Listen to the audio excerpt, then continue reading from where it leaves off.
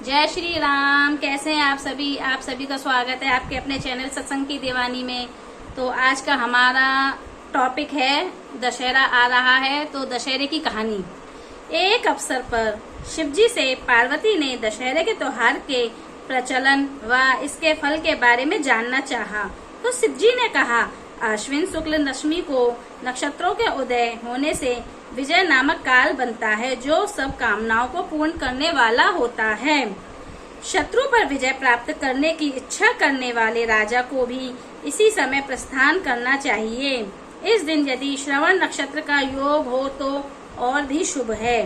मर्यादा पुरुषोत्तम भगवान रामचंद्र ने इसी विजय काल में लंका पर चढ़ाई की थी, इसलिए यह दिन बहुत पवित्र माना गया है और क्षत्रिय लोग इसे अपना प्रमुख त्योहार मानते हैं। शत्रु से युद्ध करने का प्रसंग न होने पर भी इस काल में राजाओं को अपनी सीमा का उल्लंघन अवश्य करना चाहिए। अपने तमाम दल और बल को सुसज्जित करके पूर्व दिशा में जाकर शमी वृक्ष की पूजा करनी चाहिए। पूजन करने वाला शमी के सामने खड़ा होकर इस प्रकार ध्यान करे, हे शमी, तू सब पापों को नष्ट करने वाला है और शत्रुओं को भी परास्त करने वाला है। तूने अर्जुन का धनुष धारण किया और रामचंद्र जी से प्रिय वाणी कही। पार्वती जी से बोली, शमी वृक्ष ने अर्जुन का धनुष कब और किस कारण धारण किया था? तब रामचंद्र जी से कब और कैसी प्रिय वाणी कही थी, सो कृपा कर समझाएं। शिवजी ने उत्तर दिया, दुर्योधन ने पांडवों को जुए में हराकर इस शर्त पर वनवास दिया था कि वे 12 वर्ष तक प्रकट रूप से वन में जहाँ चाहें फिरे, किंतु 1 वर्ष बिल्कुल अज्ञातवास में रहें। यदि इस वर्ष में उन्हें कोई पहचान लेगा तो उन्हें पुनः 12 वर्ष और भी वनवास भोगना पड़ेगा। उस अज्ञातवास के समय अर्जुन अपना धनुष बाण एक शमी वृक्ष पर रखकर राजा विराट के यहाँ बृहनलता के वेश में रहे थे।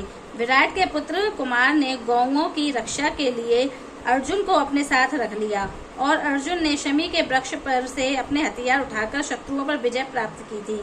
शमी वृक्ष ने अर्जुन के हथियारों की रक्षा की थी और विजयदशमी के दिन रामचंद्र जी ने लंका पर चढ़ाई करने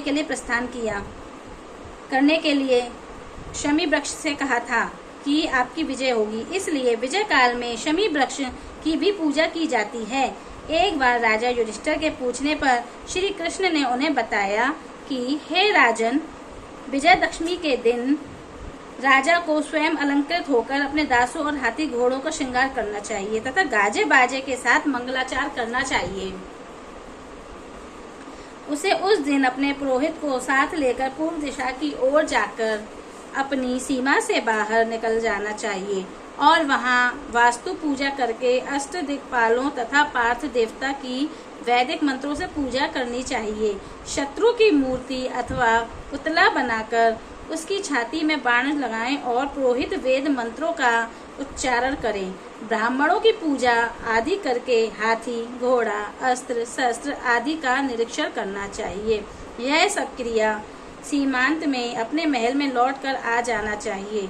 जो राजा विधि पूर्वक पूजा करता है वह सदा ही अपने शत्रु की सीमा पर विजय प्राप्त करता है। ओम नमः शिवाय।